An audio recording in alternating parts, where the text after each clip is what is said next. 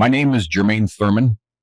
I'm 76 years old, a retired telegraph lineman, and I live here in Richmond, Virginia, in the heart of the South.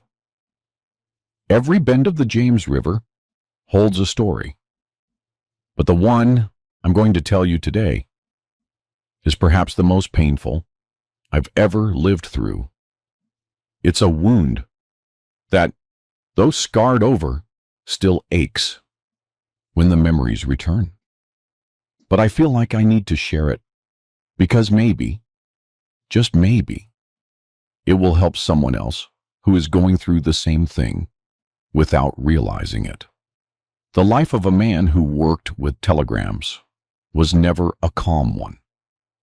For many years, I spent long periods away from home, traveling across the mid-Atlantic to install and repair the lines that connected our country before the internet came along.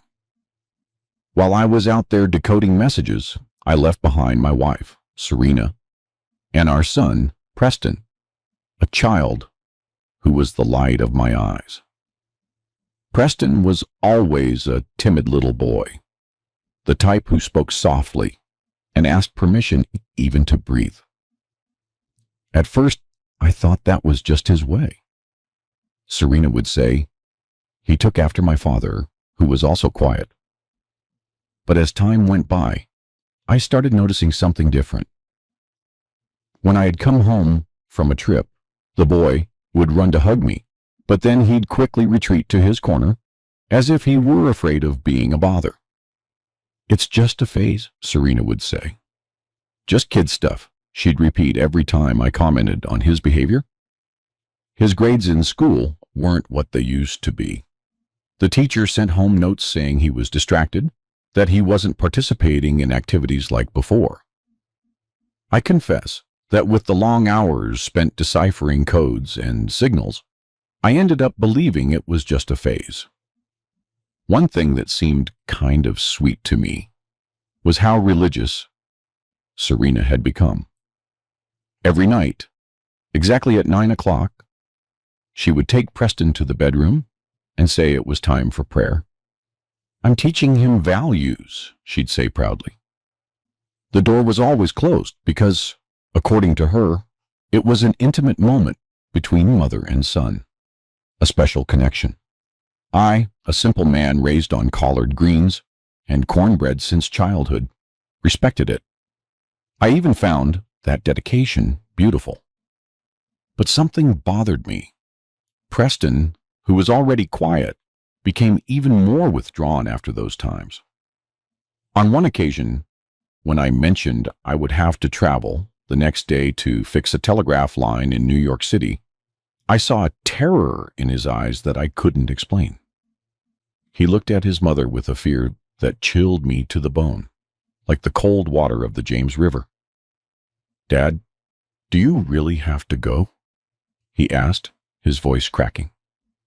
"It's his job, boy. Stop being silly," Serena answered, before I could say anything. That night, Preston hugged me tighter than usual when I put him to bed and said something that should have set off an alarm in my head. "When you're not here, Mom changes." If you're enjoying my story, please hit the like button to cheer up this old heart. Subscribe to the channel so you don't miss my next life stories.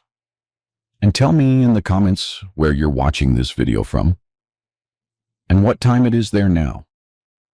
It makes me happy to know from what corner of the country and at what moment of the day you're listening to me. In my mind, it was just a son missing his father. How wrong I was, how blind I was for so long.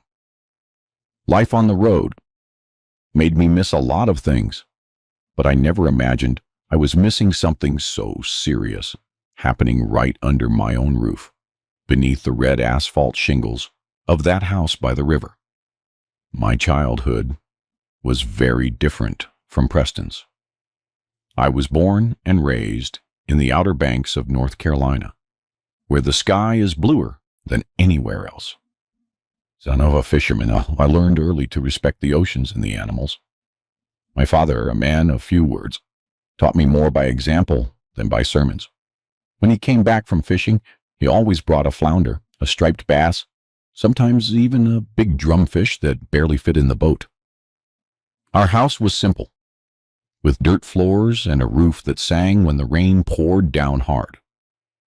Mom made the best seafood chowder in the region and roasted sweet potatoes over the coals while telling stories of the folks up north. On full moon nights, we'd sit on the porch to hear the call of the night birds, the croaking of the frogs, the symphony of the coast that never hushes. In school, I was shy, but not out of fear. It was more out of admiration. I was captivated by letters, by numbers, by stories of distant places. Ms. Beverly, my teacher, God rest her soul, noticed my interest and started teaching me Morse code when she found out I wanted to be a telegraph operator.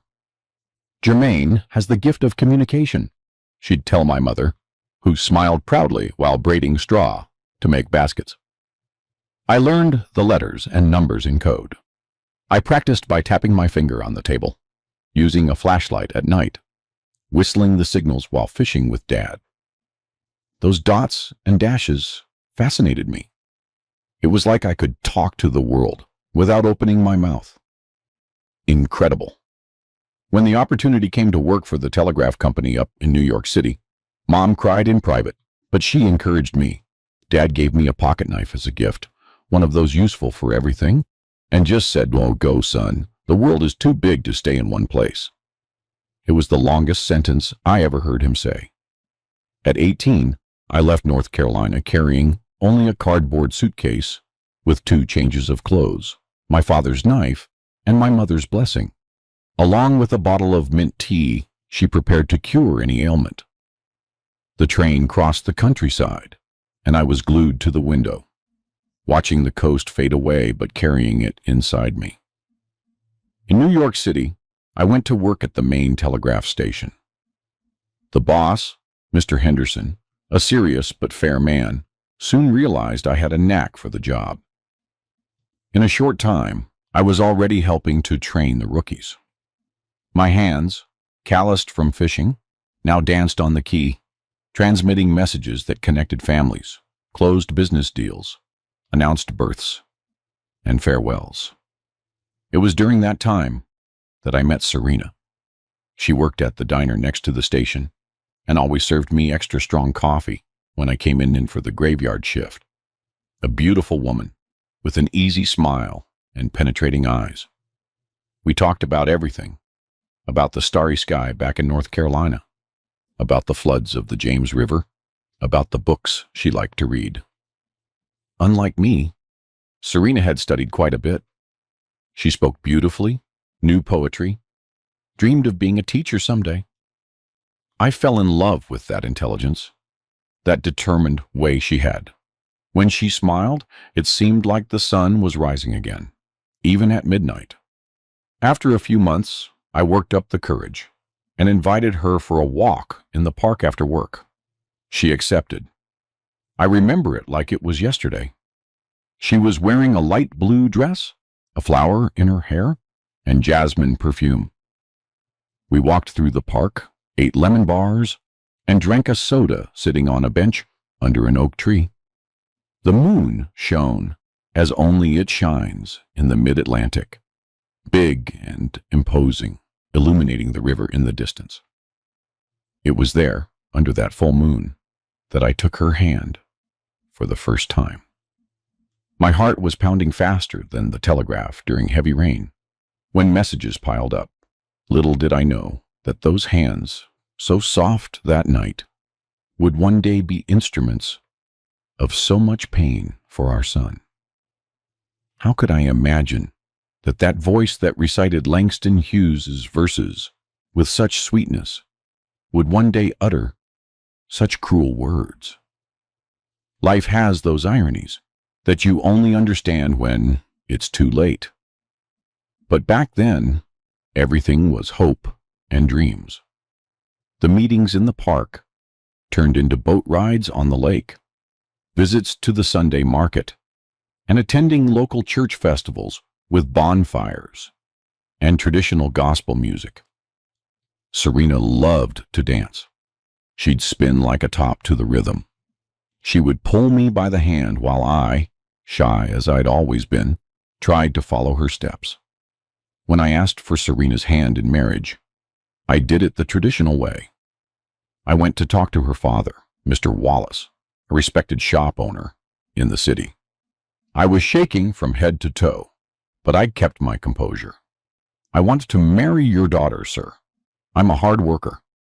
I have a steady job with the utility company, and I love Serena more than anything in this life. Mr. Wallace looked me up and down, lit his pipe, and said, "Northern boy, huh? Good hard-working folk. My daughter deserves the best." He paused for what seemed like an eternity, blew out a puff of smoke, and finished, "If she wants you, you have my blessing." The wedding was simple in the small community church. Serena was beautiful, in a white dress sewn by her mother. I was nervous in a borrowed suit, but happier than I'd ever been. The reception was in her parents' backyard with barbecue, potato salad, fried catfish, and even a small band playing old R&B tunes. That rhythm of ours, the music of the South, that makes anyone move their feet. We started our married life in a rented apartment near the station. We didn't have much, but we had each other, and that seemed like enough. Serena got a job as an assistant at a school, the first step toward realizing her dream of being a teacher. I continued at the telegraph office, now with more responsibilities and a slightly better salary. Life went on its quiet course, like the waters of the James River on calm days. Until one day, Serena gave me the news that would change everything. We were expecting a child. The happiness I felt at that moment is beyond words. I was going to be a father, a little piece of me and her, a new life that would bring even more meaning to our existence. I was prepared to be a father. I would know how to protect my son from all the dangers in the world. Life would soon teach me that danger doesn't always come from outside. Tut. Sometimes it's right under our noses, inside our own home, hidden in the person we least expect. Serena's pregnancy was a period of ups and downs. At first, she felt sick all day. The smell of food made her nauseous. She cried over the smallest things. I did everything I could to please her. I looked for fresh sweet potato pies at the market. I prepared the mint tea that my mother said was good for calming things down. I massaged her swollen feet after a day of work. As her belly grew, Serena became more beautiful and more irritable at the same time. She complained that she was fat, that she wouldn't be able to teach anymore, that our apartment was too small for a baby. I tried to calm her down. I told her everything would be fine, that we were in this together. Don't you understand, Jermaine? You're not the one carrying this child. She'd yell sometimes, slamming the bedroom door and leaving me confused in the living room, wondering what I had done wrong. The midwife, Mrs. Green, a wise woman who had delivered half the children in the city, reassured me. That's just how it is, Mr. Thurman. Women get a little strange when they're expecting the hormones, you know? Just be patient. And I had patience. It was never a problem for me. In the telegraph office, you learn to wait for the right moment, to calmly decipher messages, to find meaning in the signals. Preston was born on a stormy night, one of those that turn the southern sky into a spectacle of lightning and thunder. The waters of the James rose so high they almost flooded the houses closest to the bank. Serena went into labor 2 days earlier than expected, and I had to carry her in my arms to Mrs. Green's house with the rain beating down on our backs.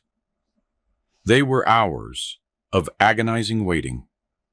Sitting on the porch, I heard Serena's cries inside and prayed silently to the Lord, as my mother had taught me, until finally a loud cry broke through the storm. The cry of a healthy baby, a clear set of lungs that seemed to defy the tempest outside. When I entered the room and saw that tiny thing in Serena's arms, my heart almost leapt out of my mouth. Preston was perfect. He had his mother's eyes, my father's button nose, and a handful of dark hair on his head. His tiny hands opened and closed, as if he were sending messages in Morse code. "Look, Serena. He looks like he already wants to be a telegraph operator, just like his dad." I joked, thrilled. She looked at the baby, with an expression I couldn't quite decipher at the time. It wasn't exactly joy or pride. It was something like disappointment or tiredness. I couldn't tell. I put it down to the exhaustion of childbirth. "I hope he has more ambition than you, Jermaine," she replied, adjusting the baby on her chest. The first few months with Preston were an adjustment period. Serena seemed lost in caring for the baby. She got irritated when he cried. She complained that she had no time for anything. I tried to help as much as I could, but my job demanded increasingly long absences. The telegraph network was expanding inland, and I was one of the few experienced technicians available to install and repair lines in distant cities. "Are you going to leave me alone with this child again?" Serena would complain every time I needed to travel. "It's how we pay the bills, Serena." "I don't have a choice," I explained, my heart heavy with leaving them. When Preston was about 2 years old, I managed to get a transfer to Richmond. It was a larger, growing city in the center of the state. The James River flowed through the city, reminding me a little of my North Carolina home. We bought a simple, but our own, little house with a small yard where Preston could play. Serena got a job as a secretary at a municipal school. It wasn't what she dreamed of, but it was something. Preston grew up handsome and smart. He liked to listen to the stories I told about the Outer Banks, about the animals and the ocean. His eyes would sparkle when I imitated the roar of a wildcat or the cry of an eagle. He had a sweet manner, a natural curiosity, a laugh that was pure music. With Serena, however, the relationship was different. She was impatient with his questions, his games, his childish energy. "Boy, hold still. Can't you see I'm tired?" was the most common thing we heard in the house. I tried to make up for it by playing with him when I was home, taking him fishing in the James, teaching him to recognize the tracks of animals on the riverbank, and identifying edible plants like berries and pecans. But my work trips became more and more frequent. America was modernizing, the telegraph was reaching increasingly remote places, and I was needed. I spent days, sometimes weeks, away from home, traveling through the interiors of Virginia and the Carolinas, installing equipment, training new operators, and fixing lines damaged by storms. When I returned, I found Preston quieter, more withdrawn. At first, I thought it was just him missing me. Then I began to think it was just his nature, shy like I was as a child. Serena said he was the same way at school, that the teacher complained he didn't participate, that he stayed in his own corner. "This boy takes after you, Jermaine. Quiet, no ambition. He's going to have a hard time in life," she'd comment, not realizing how those words could hurt the little boy playing on the living room floor. It was when Preston was about 6 years old that Serena started with the prayers. It all began after she befriended Miss Beverly, a very religious woman in the neighborhood. Ms. Beverly talked a lot about the importance of discipline, of bending the rod while the tree is young, of not sparing correction. Jermaine, we need to give Preston a religious education. He's too rebellious, Serena told me one day when I returned from a trip. Rebellious? Our Preston? But he's so quiet, I replied, confused. That's what you see. When you're not here, he gives me a lot of trouble. He doesn't listen. He doesn't do his homework. He talks back. I looked at Preston, who was playing in the yard with a slingshot I had made for him. I couldn't see rebellion in that thin boy with the sweet eyes. But Serena was the one who spent the most time with him. So maybe she was right. And what are you planning to do? I asked. I'm going to teach him to pray, to reflect on his actions every day before bed, a moment just for mother and son. It seemed like a good idea. My own mother had taught me to pray from a young age, to be thankful for the food on the plate, for the roof over our heads, for the family's health. Faith had always been a comfort in difficult times, a company on lonely nights away from home. If Preston learned that early, it would be good for him. Excellent idea, Serena. I'm glad you're worrying about that. And so began the nightly prayer sessions. Every night at 9 o'clock, Serena would take Preston to the bedroom, close the door, and they would stay there for 30 to 40 minutes. When they came out, Preston was always quiet with his head down and went straight to bed without saying a word. When I was home, I sometimes tried to join those prayers. Let me go with you today. I want to teach him the Lord's Prayer that my mother taught me, I suggested once. No need, Jermaine. It's a mother-suck moment. You wouldn't understand, Serena replied dryly. I didn't insist. I respected that space she was creating. I even thought it was nice. How could I imagine that behind that closed door, there were no prayers, but muffled screams? That there was no reflection, but terror? That the hands that should bless were actually punishing? Preston began to change.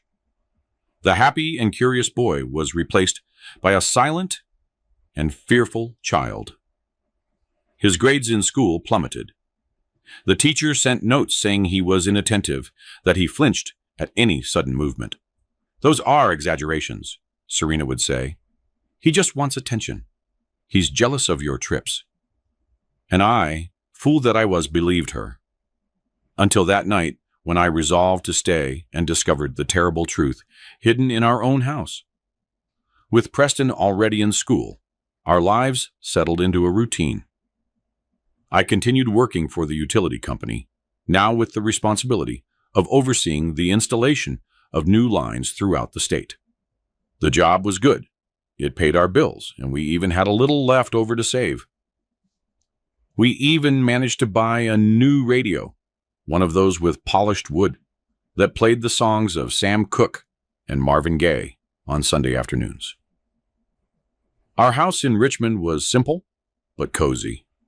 It was near the James River, on a dirt road where the kids played ball and flew kites. We had a yard with mango, guava, and avocado trees. I even planted a pecan tree, knowing it would take years to bear fruit. It's for Preston's future, I'd say, as I carefully watered the sapling. Serena worked as a secretary at the municipal school. It wasn't what she dreamed of. She always wanted to be a teacher. But the salary helped with expenses, and she said she liked the atmosphere. Over time, she became more involved with the local church. She participated in the prayer group, helped with the fundraisers, and was always talking to Reverend Miller after services. Religion is doing me a lot of good, Jermaine, she'd say, and I was happy for her. My own faith was always quieter, the kind you practice every day without much display. I learned from my father that God is more in the actions than in the words. Preston was growing up, now about 8 years old. In school, he was an average student, neither the best nor the worst. He especially liked science classes when the teacher talked about animals and plants. At home, he spent hours leafing through an old encyclopedia I bought from a street vendor, fascinated by the colorful pictures of exotic animals. This boy is going to be a biologist, I joked proudly. A biologist.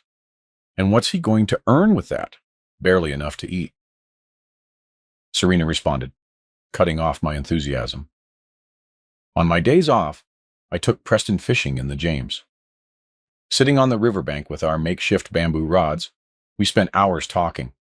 Or rather, I talked, and he listened, with those attentive eyes that seemed to absorb every word.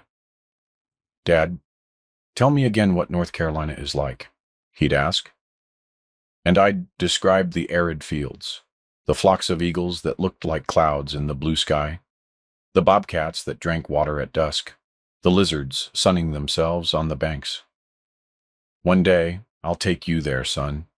You'll meet your grandparents, the land where I was born." Preston would smile, but it was a sad smile, as if he didn't really believe that day would come. Today I understand why.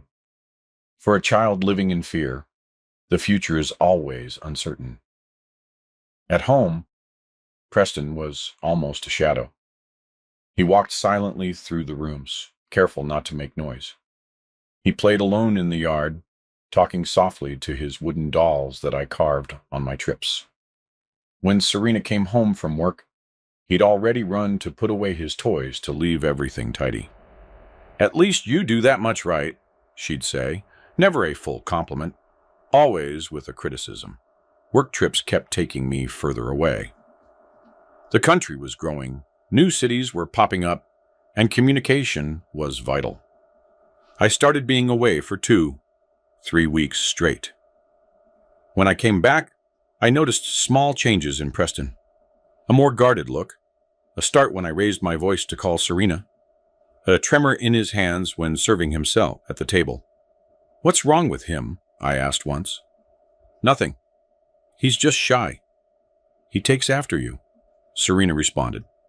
And the matter died there. On one of those returns home, after almost a month installing telegraph lines in the northern part of the state, I found Preston with a purple bruise on his arm. "What happened there, son?" I asked, concerned. Before he could answer, Serena intervened. "He fell out of the tree in the schoolyard. I've told him 1,000 times not to climb trees, but this boy won't listen to me." Preston lowered his eyes, confirming with an almost imperceptible nod. I believed her, of course. Why wouldn't I? Kids fall, they get hurt. It's part of childhood. I myself had eternally scraped knees when I was a boy. What I didn't know was that mark was just the tip of the iceberg. That under his clothes, other marks were hidden. Marks of a violence I couldn't even imagine, happening in my own house. Our family life looked normal to outsiders. On Sundays, we went to church together. Afterward, we had lunch at Mrs. Hayes' house, who made the best peach cobbler in town. Preston played with her children, always quieter than the other kids, always the last to join the games, always the first to want to leave. "That boy sure is strange," commented Mr. Davis, Mrs. Hayes' husband. "He looks afraid of his own shadow." "It's his way," I'd defend him. "Not everyone has to be loud." Deep down, however, I too was starting to worry. As Preston grew, he seemed to close in on himself instead of opening up to the world, as is natural for children. When he saw me packing my suitcase for another trip, his eyes filled with a terror I didn't understand. "I'll bring you a nice gift," I'd promise, trying to cheer him up. "I don't need gifts, Dad. Just come back soon," he'd reply, with an urgency in his voice that squeezed my heart. It was during this time that the nightly prayers became more frequent and longer. If before they happened 2 or 3 times a week, now they were daily. Bang. If before they lasted half an hour, now they extended for almost an hour. "Preston needs more spiritual guidance," Serena explained. "He's being very rebellious at school." The teacher's notes, however, said the opposite. "Preston is extremely quiet and submissive. I worry about his lack of initiative and his constant fear of making mistakes. When I showed this to Serena, she shrugged. It's because he knows how to behave at school. It's different at home. His grades began to fall. From an average student, he started having difficulties in almost every subject. His handwriting, which used to be so nice, became shaky, almost illegible. At school meetings, Principal Evans showed concern. Has something happened with Preston? He always looks tired, scared. He doesn't play at recess. He doesn't talk to his classmates. It's just a phase, Serena would reply with that smile that fooled anyone. We're handling it. Don't worry. I blamed myself for my absences. Maybe if I were more present, Preston wouldn't be having these difficulties. I talked to my boss, asked to reduce my travel to be closer to home. I got a better schedule that allowed me to come back every 10 days. In the first few weeks of this new routine, I noticed a change in Preston. He smiled more when I was home. He told me things about school. He even showed me a drawing he'd made in art class. A family of fish in the river, swimming together. That's the three of us, he explained, pointing to the fish. The big one is you, Dad. The medium one is Mom. And the little one is me. And why are we in the river? I asked, curious. Because in the river we're free. We can swim wherever we want. Those words touched me deeply, although I didn't fully understand their meaning at the time. Today I know it was a silent cry for freedom, for escape. Serena seemed uncomfortable with my more constant presence. The prayers with Preston continued. But she would wait until I was distracted watching the evening news or fixing some appliance in the laundry room. You can pray here in the living room with me, I suggested one night. No, Jermaine, it's our moment. You wouldn't understand, she insisted, with a firmness that allowed no argument. And so, even more physically present, I remained excluded from that part of my son's life. I remained blind to what was happening behind that closed door, to the terror my son lived through almost every night, until that night came, the night that changed everything, that opened my eyes to a reality I refused to see, which was there under my nose all along. The night I finally heard the scream. It was a typical Wednesday night in Richmond, hot during the day and with a cool breeze at night. I had returned from a short trip to New York City, where I participated in a training session on new equipment. I was tired, but happy to be home earlier than expected. Serena wasn't expecting me back that night. According to my schedule, I was only supposed to arrive on Thursday, but I caught a ride with a truck driver heading toward Richmond and moved up my return. I arrived home around 8 o'clock. The lights were on, but no one appeared to greet me when I knocked on the door. Strange, I thought. I used my key and slipped in silently. I heard voices coming from the kitchen. Serena was speaking in a severe tone to Preston. You're going to have to pray double tonight. Understand? Your teacher told me you got every single math problem wrong. Everyone. How can you be so dense? I stood still in the hallway, unsure whether to interrupt or not. Something told me to wait, to observe. Sorry, Mom, I tried, but I couldn't remember how to do the division. Preston's voice was barely a whisper. You couldn't, because you don't pay attention. Your head is in the clouds, just like your father, who never amounted to anything in life. That hurt, but I remained silent. I wanted to understand what was going on before I made my presence known. Dad works hard, Mom. He brings money home. There was a sound of a slap on the table. Don't talk back to me. Who do you think you are? If your father were someone important, He wouldn't still be driving all over the state fixing telegraph wires like some common laborer. "Sorry, Mom," Preston murmured again. I felt my blood boil, but I held myself back. This was not the time to confront Serena. I needed to understand first what happened when I wasn't around. I quietly retreated and left the house. I walked around the block and knocked on the door loudly, as if I were arriving at that exact moment. "Hey, I'm home early," I announced cheerfully. Serena appeared at the door with a forced smile. Preston came right behind her, and his eyes lit up when he saw me and received my hug. "Dad, you're back." "Oh, what a surprise, Jermaine. We weren't expecting you today," Serena said with a completely different tone of voice than the one I had heard minutes earlier. I caught a ride and got ahead of schedule. I missed my family. Dinner went on in a strange atmosphere.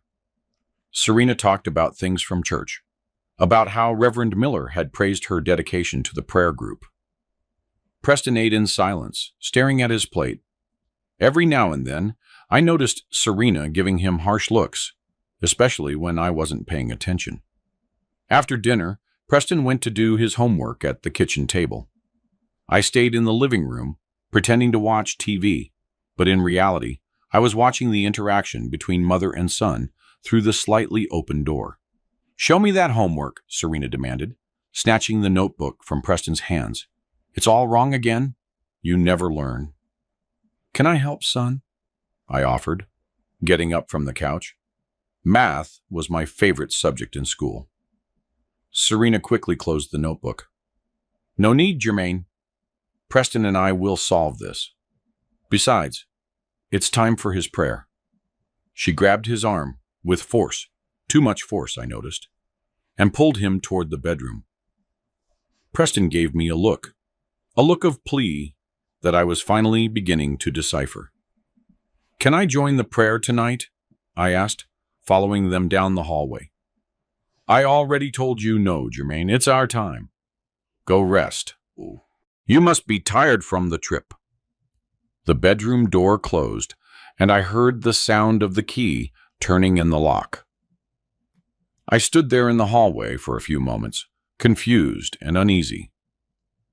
Something was very wrong, but I still couldn't name it. I still didn't want to believe it. I went back to the living room and turned on the TV, turning up the volume. Then silently, I went back to the hallway and put my ear against the bedroom door. At first, I only heard murmurs, Serena's voice reciting something that seemed like a prayer, but I couldn't make out the words. Then her voice started to rise. "Repeat after me. I am a disobedient boy who needs correction." Preston's voice, shaky. "I am a disobedient boy who needs correction. I don't pay attention in school because I am lazy. I don't pay attention in school because—" Preston's voice failed. "Because you are lazy. Louder. I can't hear you. I don't pay attention in school because I am lazy." Preston's voice was now choked with tears. Then came a sound that chilled my blood. The unmistakable sound of a belt or a paddle striking skin.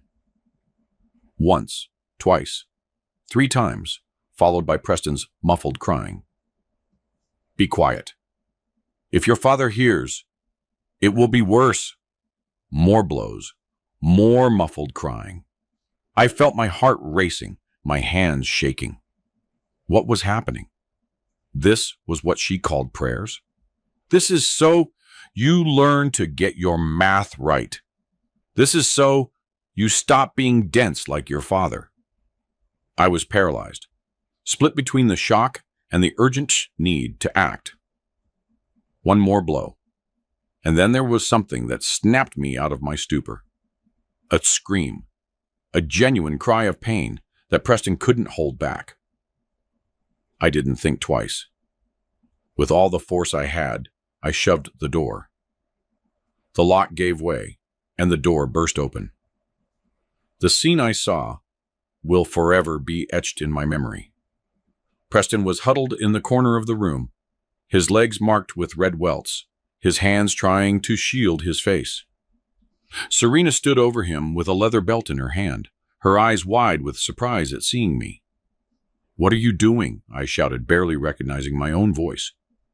"I'm educating your son, since you don't do anything," she responded without an ounce of remorse. "He needs to learn." I walked past her and went straight to Preston. When I crouched down to touch him, he flinched even more, as if expecting to be hit too. That broke my heart into a million pieces. "It's okay, son. Dad is here. No one is going to hit you." Slowly, he lifted his eyes, full of tears and fear. "Sorry, Dad. I tried to do the math, but I couldn't." "You don't have to apologize, my son. You didn't do anything wrong." I looked at his legs, covered in marks. "Does this happen whenever I travel?" Preston nodded, unable to speak. Then I looked at Serena, a person I no longer recognized, a stranger, with the face of the woman I had loved. "Get out of the room," I ordered with a voice that allowed no argument. "Jermaine, you don't understand. This child needs discipline. He's just like you. No ambition, no—" "Get out of the room now," I roared. And she backed away, surprised by my reaction. Never, in all the years of our marriage, had I raised my voice against her. She stormed out, slamming the door. I stayed alone with Preston, who was trembling like a leaf. "Son, why didn't you ever tell me?" I asked, tears welling up in my eyes. She said if I told you wouldn't believe me, that you would hit me too, that you would send me away. Every word was like a stab. How could he think I would do that?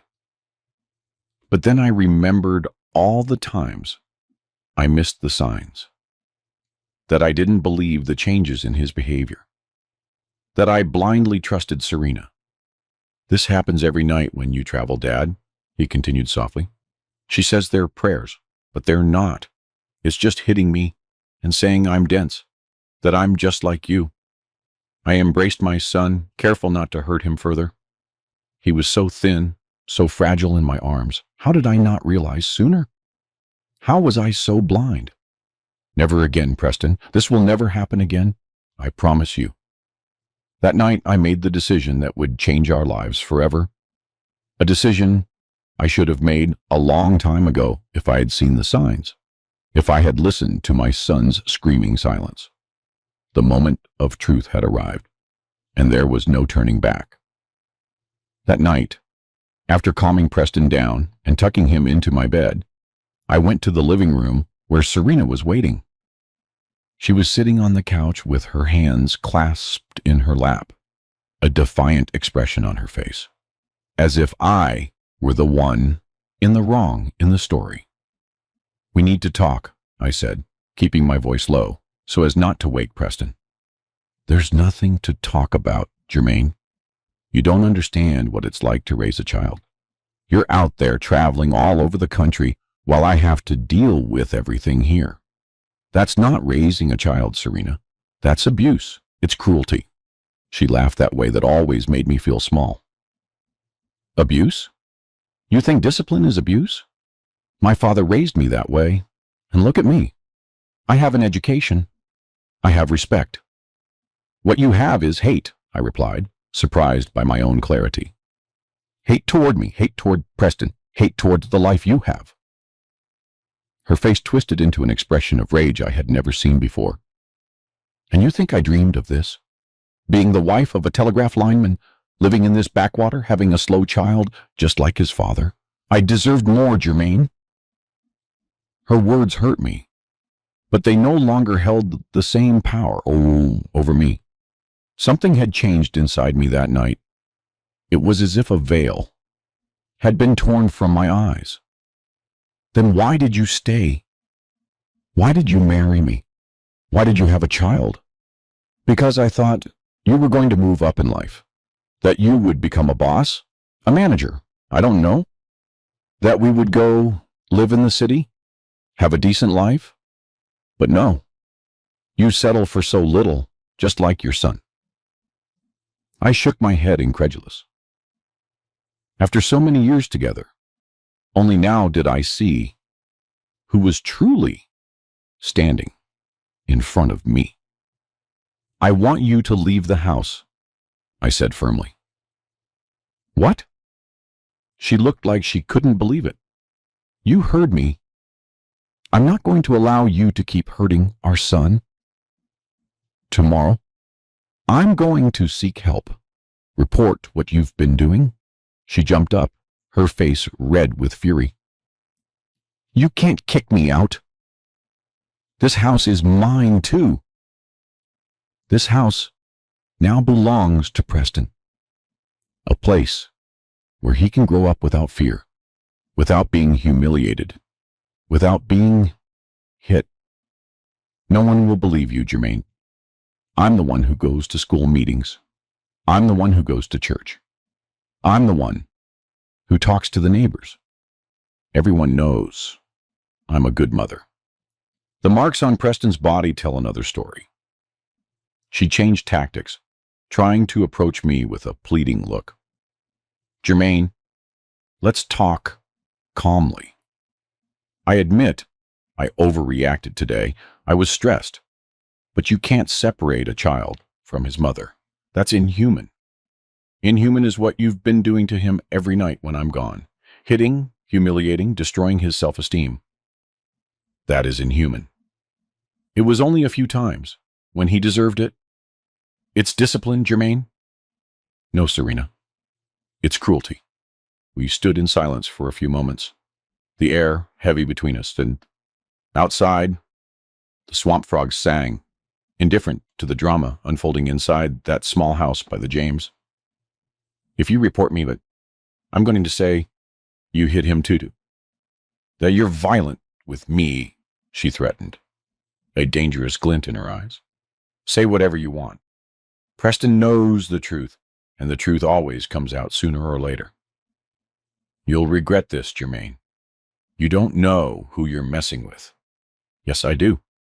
Someone I loved once, but who turned into a monster I no longer recognize. She grabbed her purse and stormed out, slamming the door, likely heading to a friend's house. I stood there in the living room, feeling a mixture of relief and terror. Relief for finally having faced the situation. Terror for what was to come. I knew it wouldn't be easy. I went back to the bedroom and found Preston awake, sitting up in bed, his eyes wide open. Mom left? He asked in a small voice. For now, yes. But we have a lot to talk about, son. I sat down next to him, and, for the first time, we had a real, unfiltered conversation. Slowly, Preston recounted everything that happened when I traveled. The prayers that were sessions of humiliation and violence. The punishments of going without food when he messed up his homework. The cruel words that destroyed his confidence day after day. She said I was dense, like you, Dad, he recounted, tears streaming down his face. That we would never amount to anything in life. That she regretted marrying you, regretted having me. Every word was a dagger in my chest. How can a father not perceive his own child's suffering? How was I so blind for so long?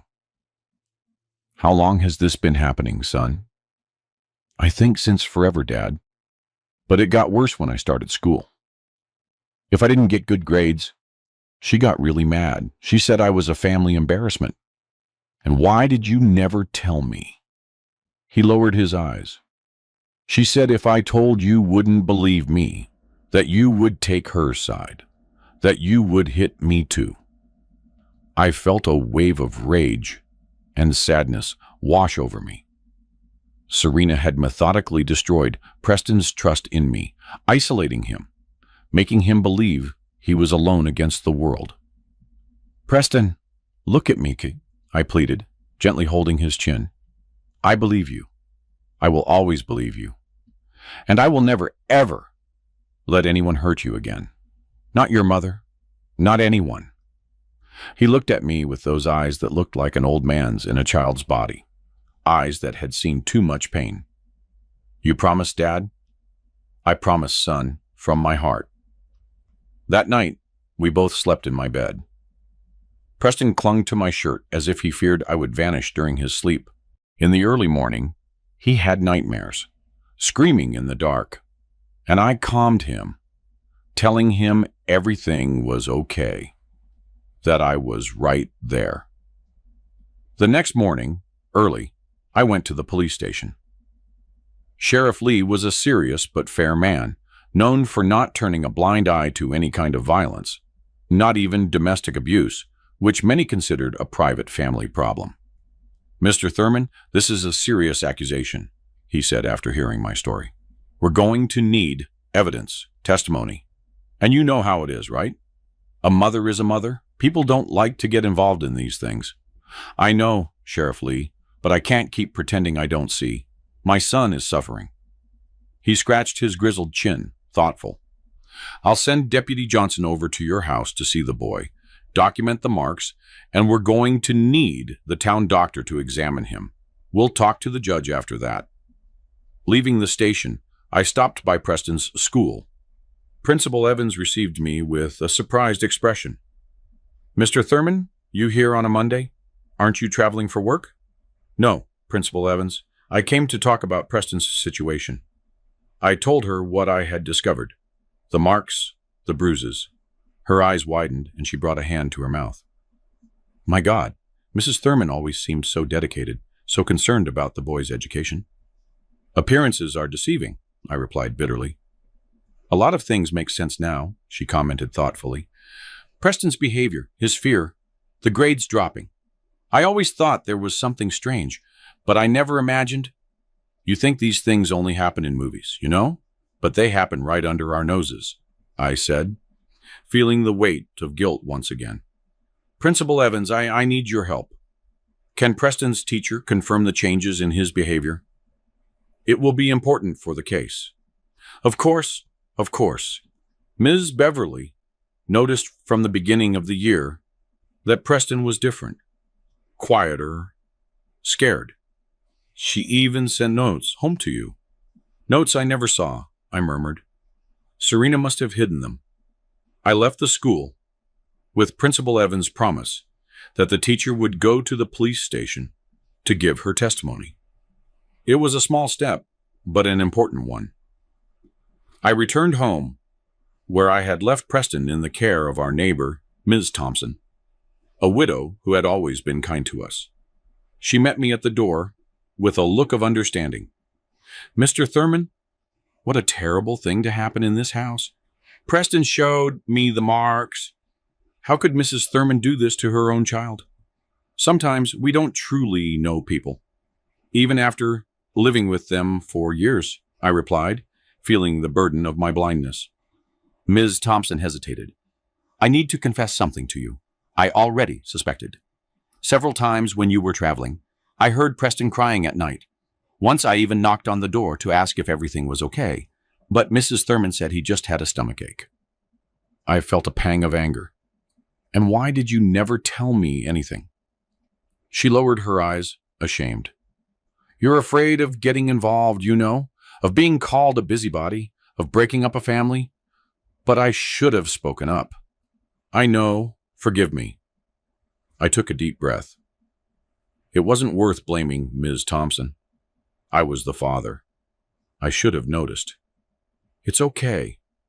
The important thing is that now we know, and we're going to do something about it. That same day, Deputy Johnson came to our house, photographed the marks on Preston's body, and listened to his shaky but brave testimony. Afterward, we went to the health center, where Dr. Jenkins examined the boy and made a detailed report of the injuries. Some recent, others already scarred, showing that the abuse had been going on for a long time. At night, Serena returned, accompanied by Reverend Miller.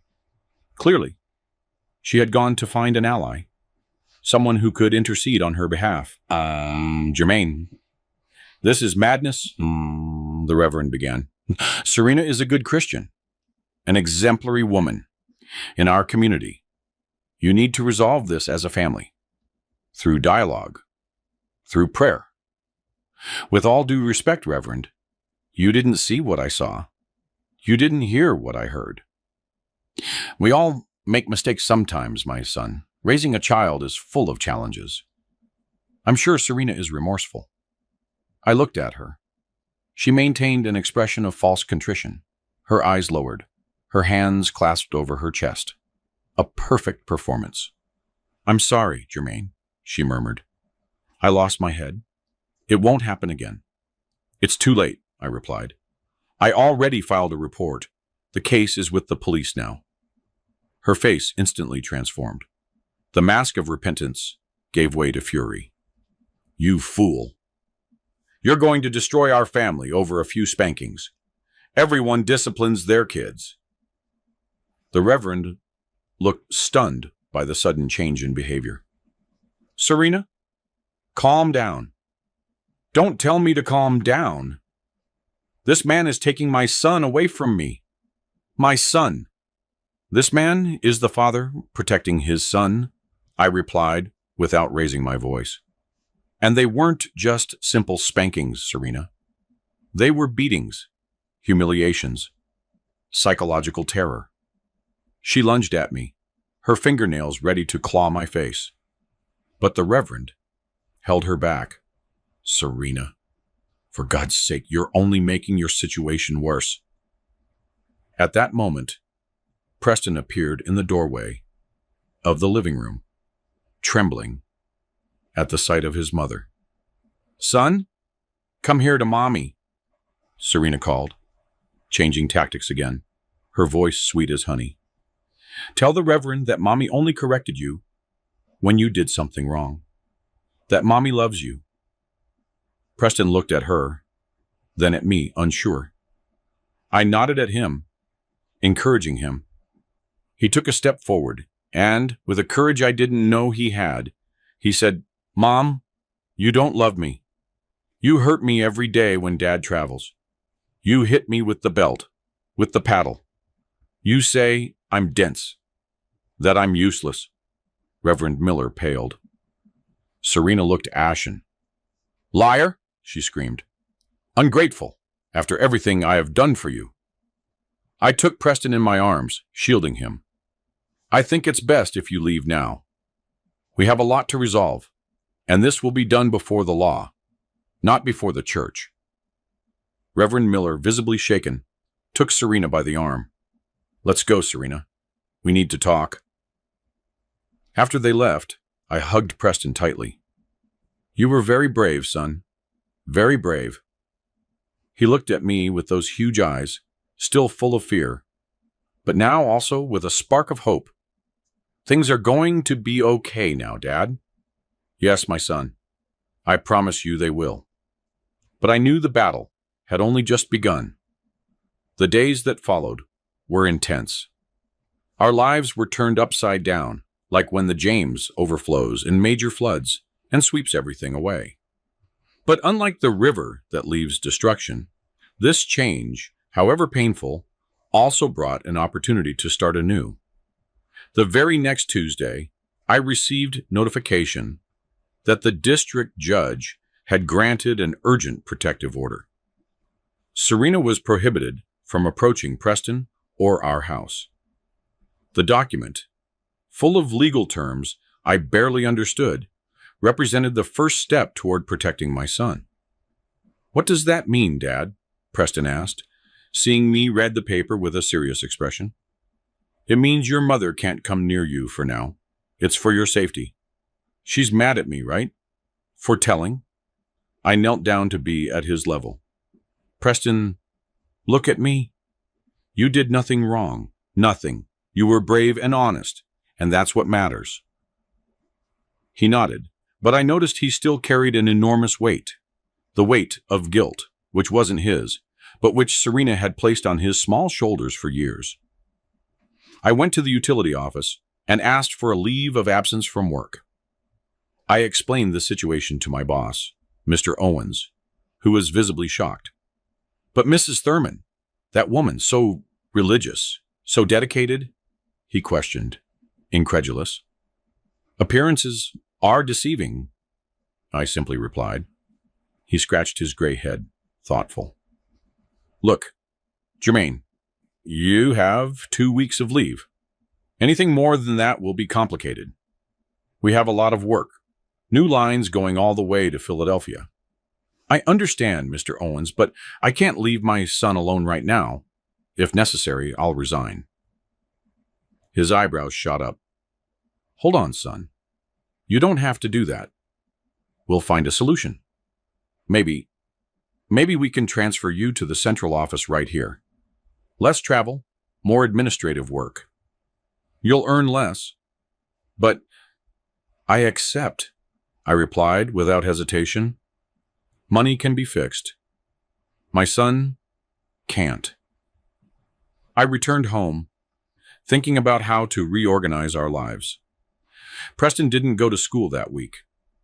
The doctor recommended rest for both his physical and emotional state. Ms. Thompson offered to stay with him when I needed to go out, and the neighbors, who had previously kept their distance out of respect or fear of getting involved, now showed up with peach cobblers, iced tea, and other gifts for the brave boy, as they began to call Preston.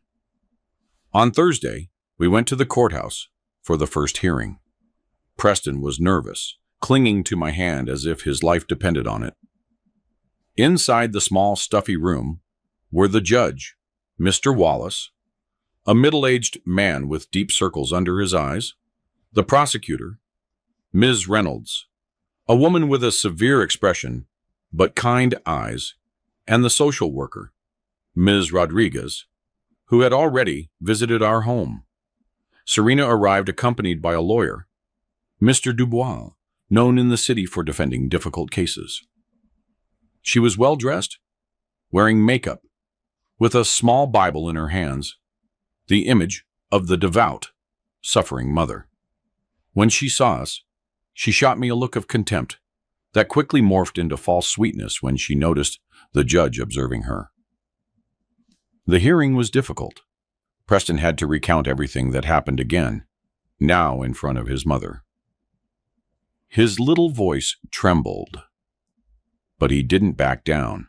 He described the prayers that were torture sessions, the punishments without food, the constant humiliations.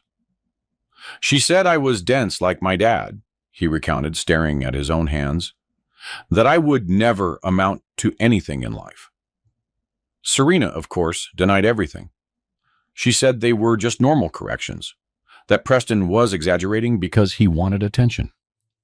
He was always a difficult child, manipulative," she declared, with tears in her eyes that seemed rehearsed. "He invented this story because he knows his father is soft, that he will spoil him." But the evidence was compelling. The photos of the marks, the medical report showing old and recent injuries, the teacher's testimony confirming the change in behavior, the accounts of neighbors who heard crying every night.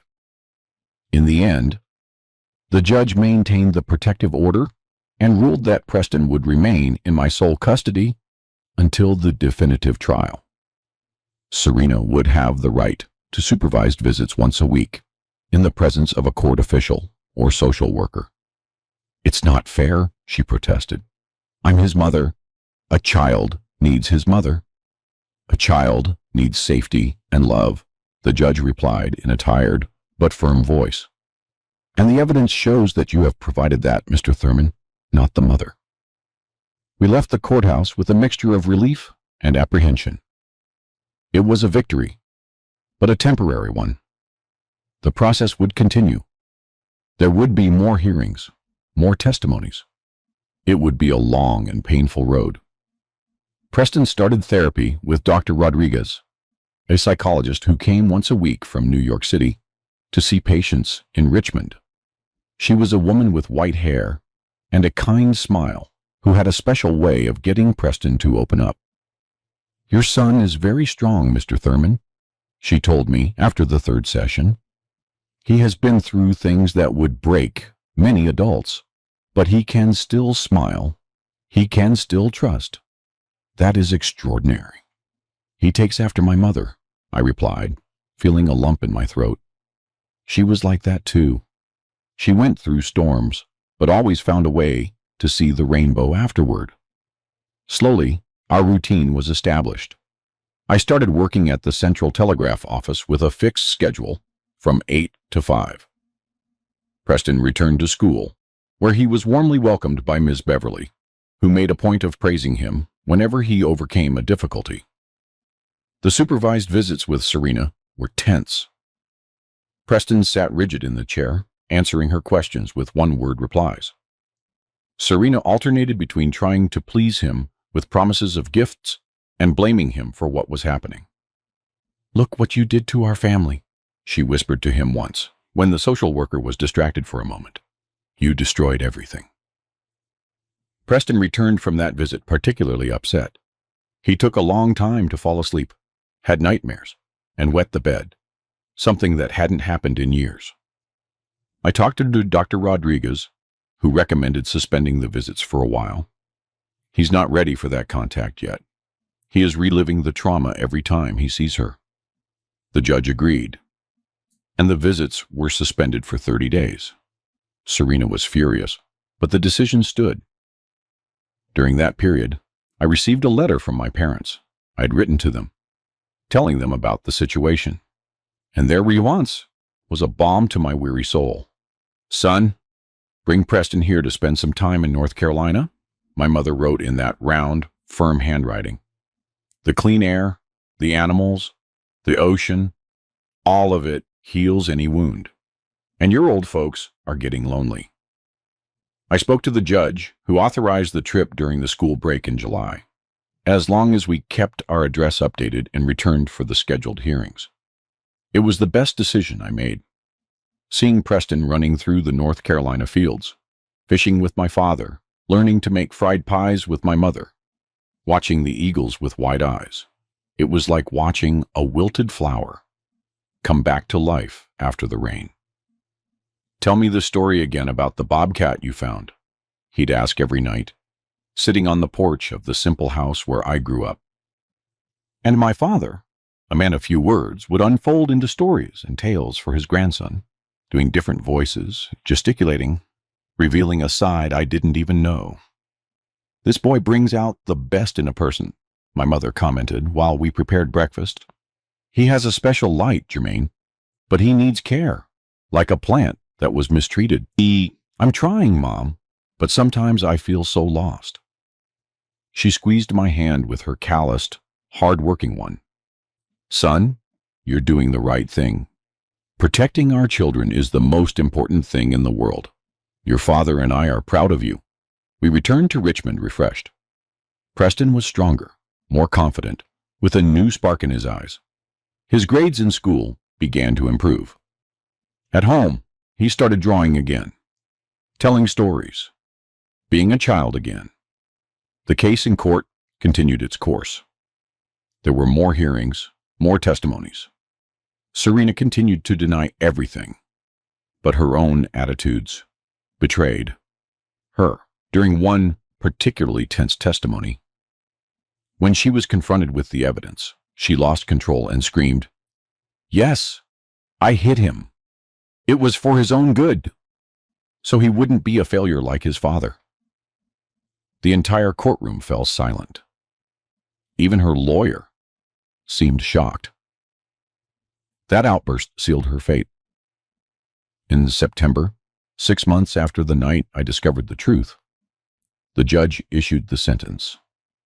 Serena would lose custody of Preston. She would still have the right to monthly supervised visits if Preston wished, but custody would be exclusively mine.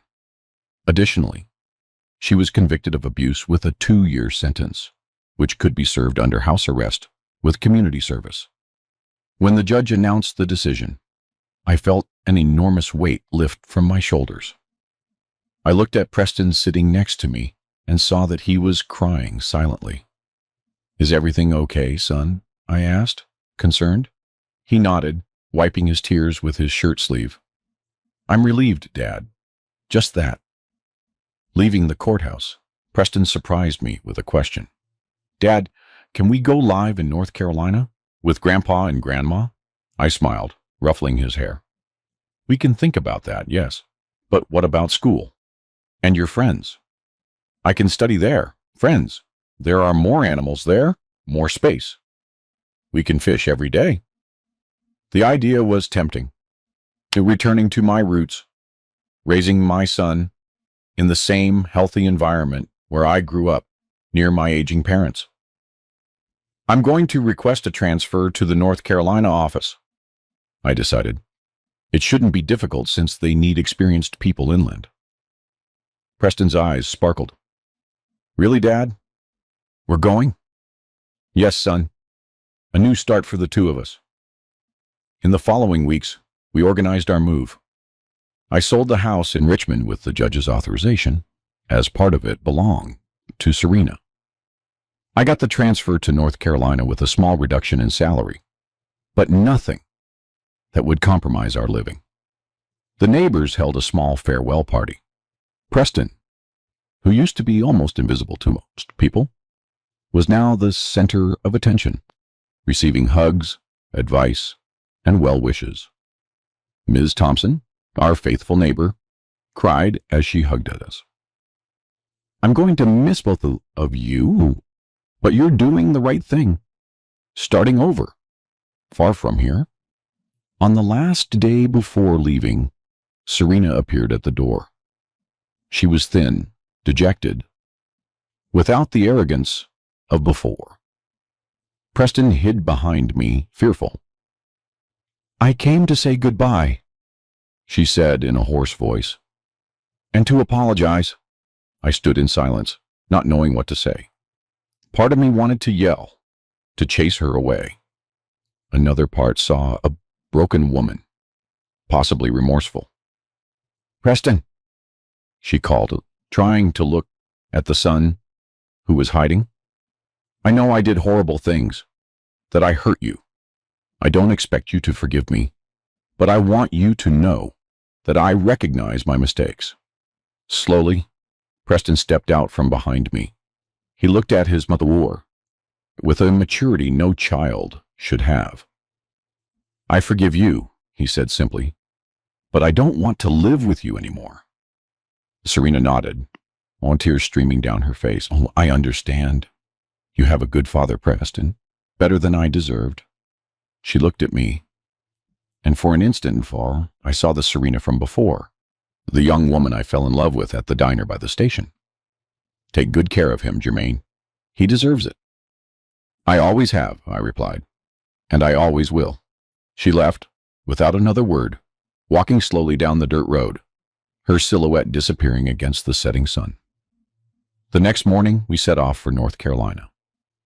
A moving truck carried our few belongings, and we followed by bus, watching the landscapes gradually change from the mid-Atlantic to the coast, from the past to the future.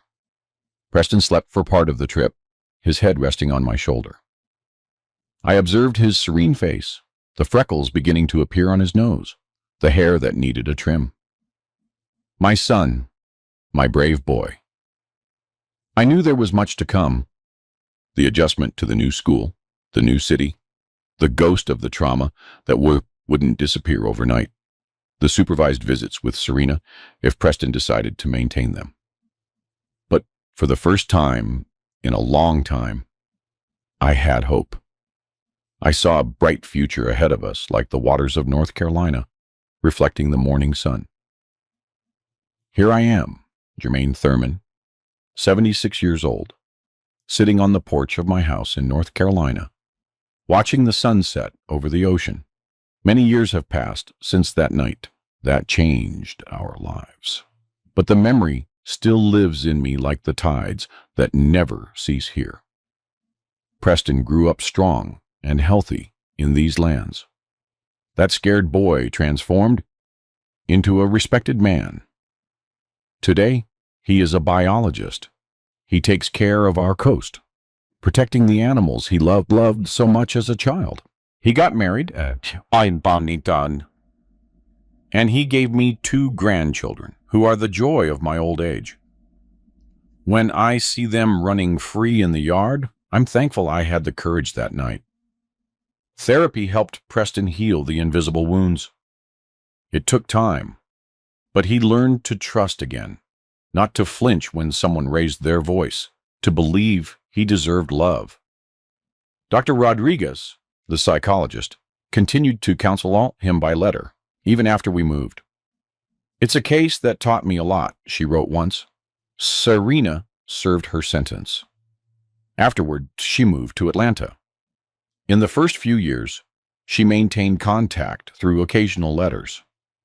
Preston responded to some, ignored others. It was his way of dealing with that broken relationship.